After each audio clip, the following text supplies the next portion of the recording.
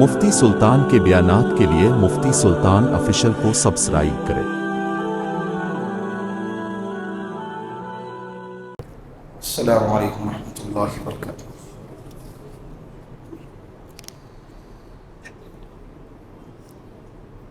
تین تراویح اور 4.5 پارے الحمدللہ مکمل ہو گئے۔ چوتھا پارہ شروع ہوا۔ اللہ رب العزت فرماتے ہیں لن تنالوا البر حتى تنفقوا مما تحبون وما تنفقوا من شيء فإن الله به عليم۔ تم لوگ ہرگز نیکی کو نہیں پہنچ سکتے جب تک کہ تم اپنا پسندیدہ مال اللہ کے راستے میں خرچ نہ کرو۔ کون سا مال؟ اپنا پسندیدہ مال، ورنہ ریجیکٹ والا مال تو ہر کوئی خرچ کرتا ہے۔ جو چیزیں ہمیں پسند ہے، ایک روایت میں اللہ کے رسول نے فرمایا ایمان والا وہ ہے جو دوسرے کے لیے وہی پسند کرے جو اپنے لیے پسند کرتا ہے۔ صدقات اور خیرات کے اندر بھی عمدہ مال دینا یہ افضل ہے۔ کون سا مال؟ عمدہ مال دینا۔ فروٹ والے، کپڑے والے، چپل والے اور بھی بہت سارے تاجر حضرات، جب تم اللہ کے راستے میں دینے کی نیت کرو تو جو آپ کے مال میں اچھی کوالٹی والا ہے اس کو دینے کی کوشش کرو، اس لیے کہ آپ دے تو رہے ہیں فقیر، مسکین، محتاج کو، لیکن یہ پہنچ رہا ہے اللہ کے دربار۔ کس کے دربار میں؟ حضرت امی عائشہ صدیقہ رضی اللہ عنہا کو جب پتہ چلا کہ ہر صدقہ اللہ کے دربار میں جاتا ہے، اس کے بعد سے درہم اور دینار وہ صاف ستھرا دھو دھا کے دیتے تھے۔ یہ ان کا ایک جذبہ تھا۔ کیا تھا ان کا؟ ایک جذبہ تھا۔ اللہ کے رسول نے فرمایا کہ اے عائشہ یہ کیا کر رہی ہو؟ امی نے فرمایا کہ اللہ کے دربار میں جاتا ہے نا تو میرا جی چاہتا ہے کہ میں اس کو صاف ستھرا کر کے بھیجوں۔ پھٹیلی نوٹ اللہ کے راستے میں نکالتے بنڈل، جو کچھ کیے، جو جس کے نکلے ہوئے جو ہے نا دھاگے اور جو پھٹنے کے قریب آ چکی ہے، پرانی بوسیدہ ہو چکی ہے، ایسی نوٹ اٹھا کر دے دیتے۔ تمہارے جیب سے تو نکل جائیں گا لیکن کہاں جا رہا ہے؟ اللہ کے دربار میں جا رہا ہے۔ اسی طرح آگے ایک آیت ہے یا ایھا الذین آمنوا اتقوا اللہ حق تقاتہ ولا تموتن الا وانتم مسلمون۔ آج کی تراویح کے اندر 2 آیتیں ایسی آئیں جو عمومی اعتبار سے خطبہ نکاح میں پڑھی جاتی ہے۔ ایک آیت تو یہ ہے اور دوسری سورہ نساء کی پہلی آیت ہے۔ ان آیتوں کے اندر اللہ رب العزت کہہ رہے ہیں کہ اے ایمان والو اللہ سے ڈرو۔ کس سے ڈرو؟ اللہ سے ڈرو۔ اللہ سے ڈرنا بہت ضروری ہے۔ تقوی یہاں اللہ ہی کہہ رہے ہیں یا ایھا الذین آمنوا اتقوا اللہ حق تقاتہ، یہ ایمان والو اللہ سے ڈرو۔ کیسے ڈرو؟ ہم جیسے چاہتے ویسے نہیں، اللہ جیسے چاہتا ہے ویسے اللہ کو ڈرنا ہے۔ ورنہ ہماری چاہت تو ایسی ہے کہ اعلانیہ طور پر مجمع میں اللہ سے ڈرتے ہیں لیکن تنہائیوں میں اللہ سے نہیں ڈرتے، یہ ہماری چاہت ہے۔ لیکن اللہ کی چاہت یہ ہے کہ تم تنہائی میں ہو، خلوت میں ہو، جلوت میں ہو، کہیں بھی ہو، اللہ کہہ رہے کہ مجھ سے ڈرو۔ ہم کو اس طرح سے ڈرنا ہے۔ آج ہماری تنہائیاں دیکھیں نا کیسی ہے، تنہائیاں گناہوں سے بھری ہوئی ہے۔ مجمع کے اندر تو ہر کوئی نیک بنا پھرتا ہے، تنہائی میں جانے کے بعد انسان کا رویہ، انسان کی زندگی گزارنے کا جو طریقہ ہے جیسا ہوگا وہ سمجھ جائے کہ میرے ایمان کا لیول ایسا ہے۔ ہوا معاکم اینما کنتم، قرآن کہتا ہے تم جہاں کہیں بھی جاتے ہو اللہ تمہارے ساتھ ہوتا ہے۔ کہاں جاؤ گے؟ کہاں بھاگو گے؟ جہاں بھی جاؤ گے دروازے بند کرو، کھڑکیاں لگا دو، لائٹ بند کر دو، کوئی نہیں دیکھ رہا، کوئی نہیں دیکھ رہا۔ ان ربک لبالمرصاد، کون دیکھ رہا ہے؟ بولو، اللہ دیکھ رہا ہے۔ تو یہاں پر اللہ کہہ رہا ہے اللہ سے ڈرو، لیکن اللہ جیسے چاہتے ویسے ڈرو۔ پھر آخر میں اللہ نصیحت کر رہے وَلَا تَمُوتُنَّ إِلَّا وَأَنْتُمْ مُسْلِمُونَ، اے لوگو نہیں مرنا مگر اس حال میں کہ تم ایمان والے ہو، باقی پھر چھوڑ دو، چھوٹے موٹے گناہ ہوں گے میں چاہوں گا تو معاف کر دوں گا، لیکن مرو اس حال میں کہ تم کیا ہو، مسلمان ہو، مومن ہو، ایمان والے ہو۔ یہ ضروری ہے۔ اب یہ بہت زبردست چیز ہے، ہم مطمئن بیٹھ جاتے ہیں ہم مومن ہیں، ہم مسلمان ہیں، بات ختم ہو گئی۔ نہیں، اس ایمان کو موت تک بچا کے لے کے جانا یہ ہماری ذمہ داری ہے، یہ کامیابی ہے۔ یہ کیا ہے؟ اللہ کے رسول نے فرمایا نا، قیامت سے پہلے پہلے ایک دور آئے گا، یأتی علی الناس زمان یصبح مؤمنا ویمشی کافرا ویمشی مؤمنا ویصبح کافرا۔ صبح کا مومن شام ہوتے ہوتے کافر بن جائے گا، اور شام کا مومن صبح ہوتے ہوتے کافر بن جائے گا۔ تو ڈرنا چاہیے، حالات بڑی تیزی سے اس طرف جا رہے ہیں۔ حالات کیا ہیں؟ فتنوں کا دور ہے۔ سوشل میڈیا آج کے دور میں ہر انسان کھولتا ہے، جب کھولتا ہے تو فتنے ہی اس کو نظر آتے ہیں۔ ایسے فتنوں کے دور میں فتنوں سے بچنے کے لیے اللہ کے رسول صلی اللہ علیہ وسلم نے ایک عمل ہم کو بتلایا ہے۔ ہر جمعہ کو ہفتے میں ایک دن سورۃ الکہف کی تلاوت کیا کرو۔ کس کی؟ ابھی 2 دن کے بعد سورۃ کہف پڑھنے کا موقع، جمعہ کا دن آ رہا ہے، کل مغرب سے ہی، بلکہ ایک دن کے بعد ہی، کل مغرب سے جمعہ کا دن شروع ہوگا۔ 15ویں پارے کے 20 سے شروع ہوتا ہے سورۃ الکہف۔ اللہ کے رسول نے فرمایا اگر تمہارے دور میں، تمہارے زمانے میں، تمہارے سامنے اگر دجال بھی نکل آ جائے، اللہ اس کے فتنے سے بھی تمہاری حفاظت فرمائیں گے۔ دجال یہ فتنوں کا سردار ہے، سب سے بڑا فتنہ، اس کے بعد کوئی فتنہ نہیں ہے، اس کے بعد کوئی فتنہ نہیں، اتنا بڑا فتنہ کوئی نہیں ہے۔ یاجوج ماجوج بھی ایک فتنہ ہے، لیکن وہ آئیں گے اور ختم ہو جائیں گے، ان کا رہنے کا جو زمانہ ہے اتنا زیادہ نہیں ہے۔ دجال 40 دن تک رہے گا، پہلا دن 1 سال، دوسرا دن 1 مہینہ، تیسرا دن 1 ہفتہ، اور باقی کے ایام نارمل دنوں کی طرح ہوں گے۔ لیکن ان دنوں میں پوری دنیا میں فتنہ برپا کرے گا، لوگوں کو اپنا گرویدہ کرے گا، اپنا کلمہ پڑھوائے گا، اور اپنے خدائی کا دعویٰ کر کے لوگوں کو بہکائے گا، لوگ مرتد ہو جائیں گے، بڑے تیزی کے ساتھ لوگ مرتد ہو جائیں گے۔ شعبدہ بازی دکھائے گا، عجیب و غریب کرتب دکھائے گا، لوگ سمجھیں گے کہ یہ تو خدا ہے۔ کون ہے؟ خدا۔ تو لہذا آج کے زمانے میں بھی اگر آپ کو فتنوں سے بچنا ہے، اللہ کے رسول کی بتائی ہوئی تعلیمات پر عمل کرنا ضروری ہے۔ بات سمجھ میں آ رہی ہے؟ آدھا گھنٹہ، پون گھنٹہ چلا جائے گا، لیکن آپ بڑے بڑے فتنوں سے بچو گے۔ کوئی ہے آپ کے پاس سرکشا کوچ ایسا، اس کا الٹرنیٹ، کہ جب آپ یہ کہو کہ بھئی اگر فتنہ آ جائے تو مجھے فکر نہیں ہے، میرے پاس ایک ایسی چیز ہے میں اس کو استعمال کروں گا تو وہ فتنہ میرے قریب نہیں آئے گا؟ ہے آپ کے پاس کوئی عطر لگا لو ایسا کہ اس کی خوشبو سے فتنہ قریب نہیں آئے گا؟ یا وہ کیا کہتے ہیں اس کو، ہینگ آتے ہیں، جنات، روایتیں چلتی ہیں مارکیٹ میں، جو جیب میں رکھے گا جنات اس کے قریب نہیں آتے۔ تو ایسے کوئی ہے ہینگ جو جیب میں رکھے تو فتنہ اس کے قریب نہیں آئے گا؟ بولو نہیں ہے۔ اللہ کے رسول کی تعلیمات پہ عمل کرنا ضروری ہے۔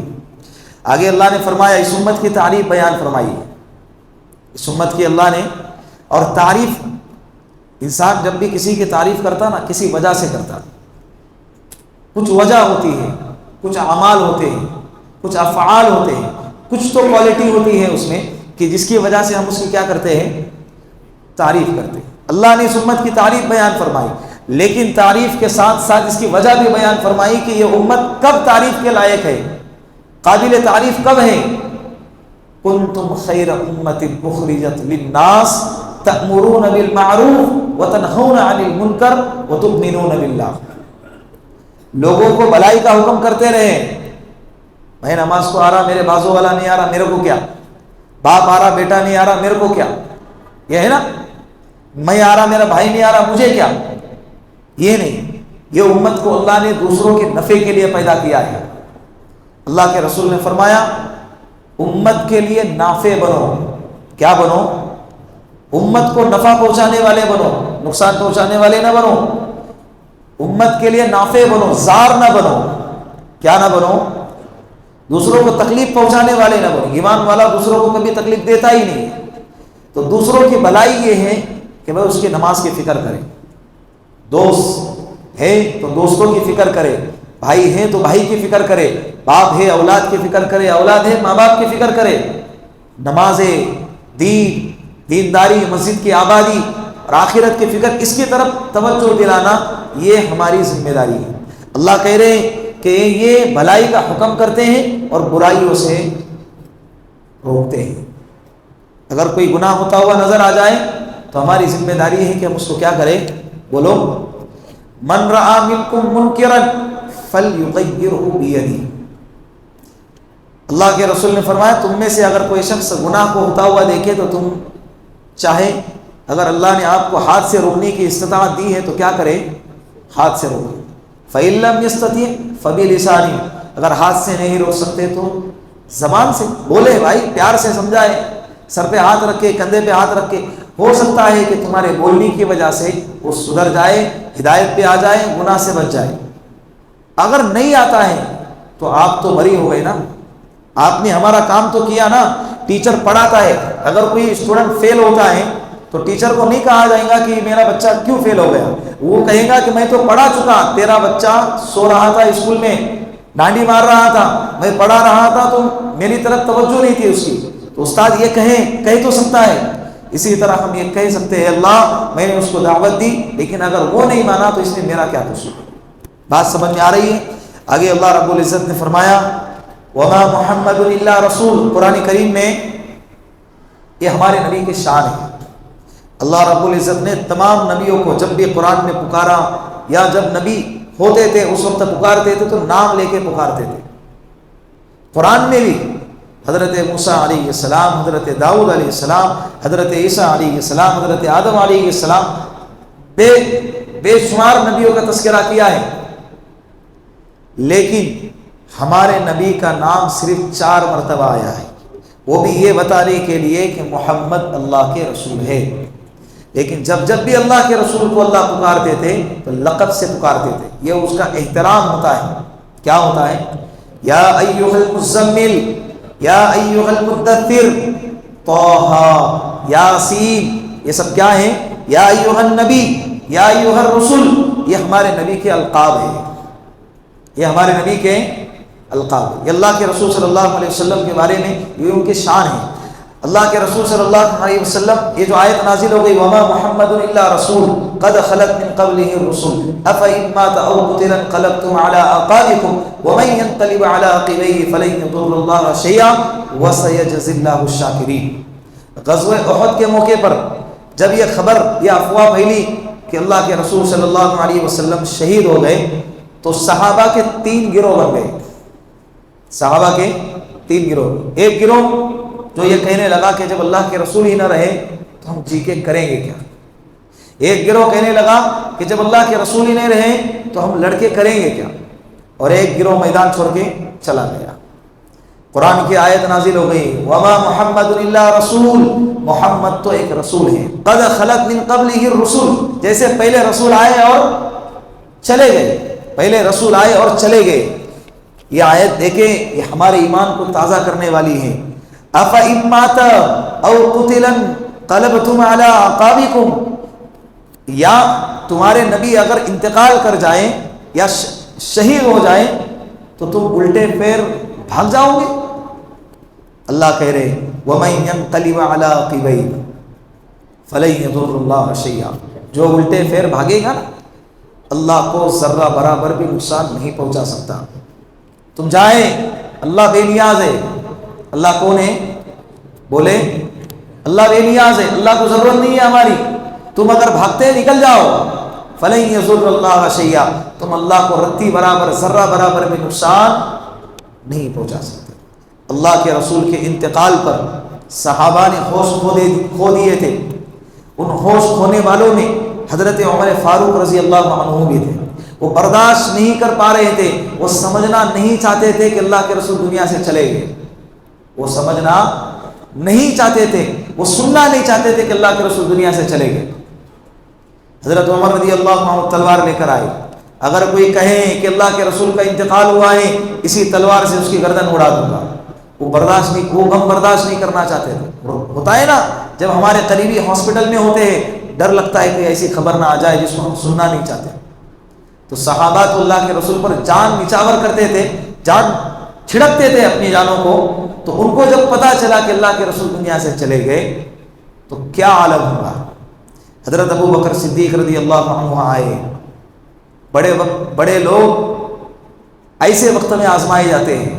حضرت ابو بکر صدیق آئے، ممبر پر کھڑے ہو گئے، پہلے تو حضرت عمر کو سمجھایا لیکن نہیں سمجھ میں آیا، پھر ممبر پر کھڑے ہو گئے اور فرمایا اے لوگو، من کان یعبد محمدا فإن محمدا قد مات، من کان یعبد اللہ فإن اللہ حی لا یموت۔ اے لوگو، جو محمد کی عبادت کرتا تھا سن لینا محمد دنیا سے چلے گئے، اور جو اللہ کی عبادت کرتا تھا وہ اللہ آج بھی زندہ ہیں اور ہمیشہ زندہ رہیں گے۔ پھر یہ آیت کریمہ تلاوت فرمائی، وما محمد الا رسول قد خلت من قبلہ الرسول۔ محمد تو ایک رسول ہیں، جیسے پہلے رسول آئے اور چلے گئے محمد بھی چلے جائیں گے۔ یہ ہمارے توحید کو پختہ کرنے والی آیت ہے۔ کس کو پختہ کرنے والی؟ ہم نے اللہ کو اللہ کے درجے میں اور نبی کو نبی کے درجے میں رکھا ہوا ہے، یہ ہمارا ایمان ہے۔ بات سمجھ میں آ رہی ہے؟ آگے ایک آیت کریمہ ہے قرآن کریم میں، اللہ رب العزت اللہ کے رسول صلی اللہ علیہ وسلم کے صفت کے بارے میں بیان فرما رہے ہیں، فَبِمَا رَحْمَةٍ مِّنَ اللَّهِ لِنْتَ لَهُمْ وَلَوْ كُنْتَ فَظًّا غَلِيظَ الْقَلْبِ لَانفَضُّوا مِنْ حَوْلِكَ فَاعْفُ عَنْهُمْ وَاسْتَغْفِرْ لَهُمْ وَشَاوِرْهُمْ فِي الْأَمْرِ فَإِذَا عَزَمْتَ فَتَوَكَّلْ عَلَى اللَّهِ إِنَّ اللَّهَ يُحِبُّ الْمُتَوَكِّلِينَ۔ اللہ کے رسول کے بارے میں کہا جا رہا ہے کہ نبی جی، اگر ہم نے آپ کو نرم مزاج نہیں پیدا کیا ہوتا، اگر آپ نرم مزاج نہ ہوتے تو یہ صحابہ کا ارد گرد جو مجمع آپ کے قریب بیٹھا ہوا ہے سب آپ کو چھوڑ کے چلا جاتا۔ نرمی اللہ کو بولو پسند ہے، نرم مزاجی اللہ کو پسند ہے، نرم کلامی اللہ کو پسند ہے، مزاج کے اندر عاجزی تواضع اللہ کو بہت پسند ہے۔ قرآن کریم میں پورے 30 پارے ہیں۔ کتنے پارے ہیں؟ 30 پارے ہیں۔ ان 30 پاروں میں بیچ میں آدھے قرآن پہ کون سا پارہ آتا ہے؟ 15واں پارہ آتا ہے۔ 15ویں پارے کے اندر سورۃ الکہف میں اللہ رب العزت نے ایک جملہ استعمال کیا، وَلْيَتَلَطَّفْ، جو بالکل حروف کے اعتبار سے قرآن کریم کا درمیان ہے۔ حروف کے اعتبار سے قرآن کریم کا درمیان، حروف الف الحمدللہ سے لے کر جب حروف کو گنا جائے نا تو بیچ قرآن کریم کہاں ہوتا ہے؟ وَلْيَتَلَطَّفْ۔ کیا بلاغت ہے، کیا فصاحت ہے قرآن کریم کی۔ وَلْيَتَلَطَّفْ کے کیا معنی؟ نرمی اختیار کرو۔ کیا کرو؟ نرمی اختیار کرو۔ اللہ چاہتے ہیں کہ ہم کیا کریں؟ نرمی اختیار کریں۔ ماں باپ ہیں اولاد کے ساتھ، اولاد ہے ماں باپ کے ساتھ، دوست احباب کے ساتھ نرمی کا معاملہ کرنا، زبان کا صحیح استعمال کرنا یہ بے حد ضروری ہے۔ اللہ کے رسول صلی اللہ علیہ وسلم اتنے نرم مزاج تھے، اتنے نرم مزاج تھے، صحابہ فرماتے ہیں کہ اگر کوئی بوڑھی عورت ہو اللہ کے رسول کا گریبان پکڑ کر کہیں کہ محمد تم اس جگہ پر کھڑے رہو، مجھے تم سے کچھ کہنا ہے، اللہ کے رسول اپنا چہرہ بھی نہ اٹھاتے تھے اور ایک قدم بھی آگے نہ بڑھاتے تھے۔ یہ مزاج تھا۔ ہر صحابی یہ سمجھتا تھا کہ نبی مجھ سے سب سے زیادہ پیار کرتے ہیں۔ ہر صحابی کیا سمجھتا تھا؟ اللہ کے رسول مجھ سے سب سے زیادہ پیار کرتے۔ یہ کب ہوتا ہے؟ انسان جب اپنے مزاج کے اندر عاجزی پیدا کرے۔ کیا پیدا کرے؟ عاجزی۔ آگے اللہ رب العزت نے نکاح کے اندر، نکاح ہونے کے بعد جب طلاق کا مسئلہ آتا ہے نا، سب سے پہلے طلاق کا حکم نازل نہیں فرمایا ہے، 4 اسٹیپ کے بعد طلاق ہے۔ اگر میاں بیوی کا آپس میں بن نہیں رہا ہے، قرآن کہتا ہے کہ اس کو پہلے سمجھاؤ، محبت سے سمجھاؤ۔ پاگل، یہ رشتہ اللہ کی نعمت ہے اور ہم کو زندگی بھر ساتھ میں رہنا ہے۔ انسان غلطیاں ہو جاتی ہے، غلطیوں سے جدا تم بھی نہیں ہم بھی نہیں، اس لیے کہ خدا تم بھی نہیں ہم بھی نہیں، غلطیاں دونوں سے ہو جاتی ہے۔ اس کو سمجھائے، سمجھ میں آ گیا ٹھیک، نہیں سمجھ میں آیا تو قرآن کہتا ہے ہلکی سی مار مارو، ایسی مار کہ جس کی وجہ سے بدن پہ نشان نہ آئے۔ گزشتہ سال میں نے کہا تھا توڑا توڑا کے مارنے کا لیڑا لیڑا، قرآن نے کہا ہے مارنے کو، ایسا مارنے کو نہیں کہا ہے۔ کیسا مارو؟ ہلکے سی مار، جس سے دم بھی ہو جائے کہ بھائی آج مسواک سے مارا ہے، کل بیت سے بھی مار سکتا ہے، تو ایسا اس کو سمجھ میں آ جائے، ایسے میسج اس کے دماغ میں پہنچ جائے، پھر بھی سمجھ میں نہیں آ رہا ہے تو تیسرے نمبر پر ہے بستر کو الگ کرو کچھ دن کے لیے. بستر کیا کرو؟ الگ کرو. بستر الگ کرنے کا مطلب یہ کنایا ہے. کچھ وقت کے لیے جب بستر الگ ہوگا تو عورت سمجھ جائیں گی کہ یار کچھ وقت بستر الگ ہوا تو مجھ سے برداشت نہ ہوا، اگر خدا نہ خواستہ رشتہ ایسا ہی ٹیڑھا چلتا رہا، طلاق ہو گئی اور ہمیشہ کے لیے بستر الگ ہو گیا تو میں کیا کروں گی. اس کو سمجھ میں آئے گا، ہو سکتا ہے کہ وہ سدھر جائے. چوتھے نمبر پہ ادھر کے 3-4 ادھر کے 3-4 بڑے ذمہ دار بیٹھیں گے، سمجھدار، رشتہ جوڑنے کی کوشش کریں گے، توڑنے کی نہیں. جڑ گیا الحمدللہ، پھر بھی اگر نہیں جڑتا ہے تو 5ویں نمبر پر کیا ہے؟ ایک طلاق دینا ہے، وہ بھی پاکیزگی کی حالت میں. کون سی حالت میں؟ پاکیزگی کی حالت میں. اپنی پاکیزگی نہیں، عورت کی پاکیزگی کی حالت میں، ورنہ نہا دھو کے طلاق چل ایسا نہیں.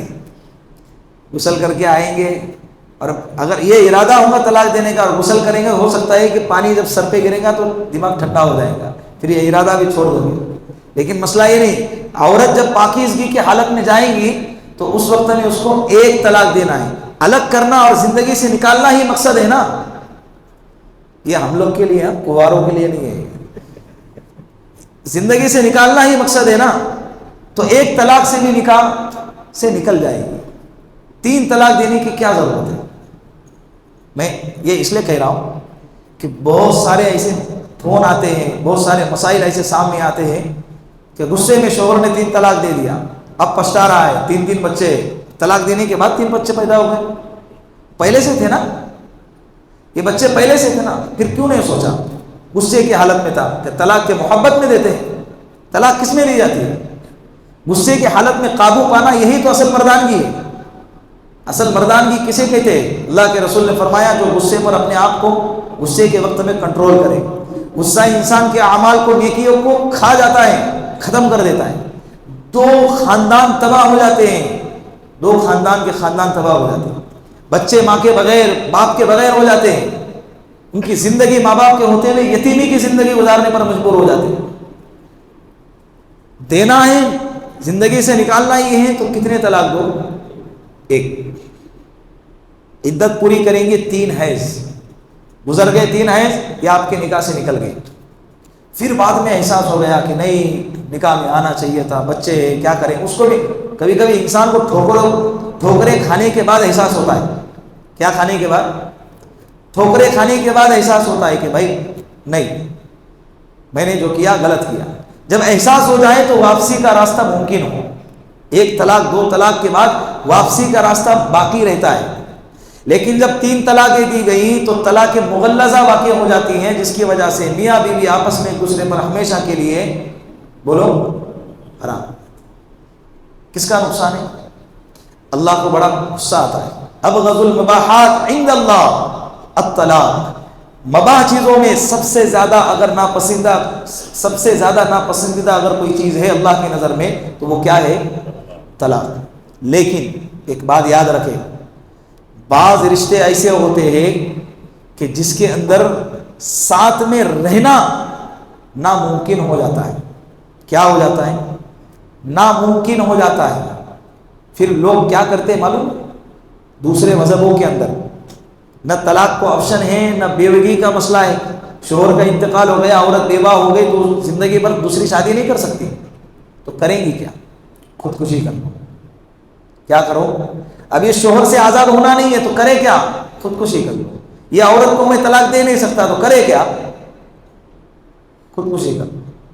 یہ بھی حرام ہے. ایسے وقت کے لیے شریعت نے طلاق کا مسئلہ رکھا تھا. اگر مارکیٹ میں کوئی عورت طلاق والی ہے، بیوہ ہے، یا کوئی آدمی ہے جو کیا کہیں گے اس کو طلاق والا، جس نے عورت کو طلاق دے دی، کوئی لڑکا ہے جس نے اپنی بیوی کو طلاق دے دی، یا کوئی آدمی ہے جس کی عورت کا انتقال ہو گیا ہے. ابھی بیوہ، عورت کو بیوہ کہتے ہیں. اس کو جو جملہ استعمال کرتے ہیں میں آپ کے سامنے استعمال نہیں کر سکتا. تو اگر ایسے ہیں تو ایسوں کو جو ہے رشتے قبول کر لینا چاہیے. ایک عورت ہے 20 سال کی عمر میں اس کے شوہر کا انتقال ہو گیا، جوان ہیں، 1 ہی سال ساتھ میں رہے، کرونا آ گیا، اب انتقال ہو گیا۔ اب شوہر کا انتقال ہونے میں اس کی کوئی غلطی ہے؟ ماتھے پہ لگ گیا، یہ بیوہ ہے، آج 28 نہیں کتنے سال ہو گئے، کرونا میں انتقال ہو گیا، آج 4 سال ہو گئے نا، 24 سال کے ہو گئے، کوئی اس کو قبول کرنے کو تیار نہیں ہے ہمارے علاقے کی طرف۔ ایسے بہت واقعات ملیں گے آپ کو۔ کیا جاتا ہے اللہ کے رسول کے زمانے میں جو ہے نا، بیوہ ہونا اور طلاق ہونا، یہ عورتوں کو ٹینشن نہیں ہوتا تھا، کئی ان کے شوہر جنگوں میں شہید ہو جاتے تھے، عدت کے گزرنے سے پہلے رشتوں کی لائن لگ جاتی تھی۔ کیا لگتی تھی؟ ہمارے نبی نے سب سے پہلا نکاح جس عورت سے کیا ہے، وہ عورت 2 شوہروں سے بیوہ ہو کر آئی تھی۔ کتنے شوہر سے؟ 2 شوہر سے۔ نام کیا ہے؟ حضرت خدیجہ الکبریٰ رضی اللہ عنہ۔ اور پوری زندگی حضرت خدیجہ جب تک حیات رہی دوسرا نکاح نہیں فرمایا، جب ان کا انتقال ہو گیا تو اس کے بعد باقی کے نکاح فرمائے، اور ساری زندگی ان کے ساتھ محبت کرتے رہے اور ان کو یاد کرتے رہے۔ امی عائشہ فرماتی ہے مجھے دوسرے عورتوں سے اتنا رشک نہیں ہوتا ہے جتنا حضرت خدیجہ سے ہوتا ہے، کیونکہ جانے کے بعد بھی اللہ کے رسول کو اتنا یاد کرتے تھے۔ آج بیوہ بولو تو عیب سمجھتے، ماں باپ بھی اپنے اولاد کے لیے طلاق نہیں، طلاق والی نہیں ہوتا، طلاق والی۔ جب تمہاری بیٹی طلاق ہو کے گھر پہ آئیں گی تو تم چاہو گے کہ میرے بیٹی کو پھر دوبارہ رشتہ ایسا ملے جو کیا ہو، کنوارا ہو۔ یہی ہے نا ہمارا مزاج، کہ تمہاری بیٹی طلاق والی طلاق لے کے گھر پہ آ گئی، اب اس کو دوسرا رشتہ تلاش کر رہے تو لڑکا کیسا ہو، چنگا ہو، کنوارا ہو۔ تو تمہاری بیٹی کے لیے کنوارا لڑکا اور تمہارے بیٹے کے لیے طلاق والی لڑکی نہیں اچھی لگتی، وہ بھی تو کسی کی بیٹی ہے نا۔ الٹا ایسی عورتوں کو جب گھر میں بیاہ کر کے لاؤ گے تو ایسی عورتیں تمیز سے رہتی ہے، برداشت کر لیتی ہے، نظر انداز کرتی ہے، درگزر کرتی ہے کہ جانے دو بھائی جانے دو۔ یہ آپشن آپ کے لیے بھی ہے۔ اللہ رب العزت عمل کی توفیق عطا فرمائے۔ وآخر دعوانا الحمد للہ رب العالمین۔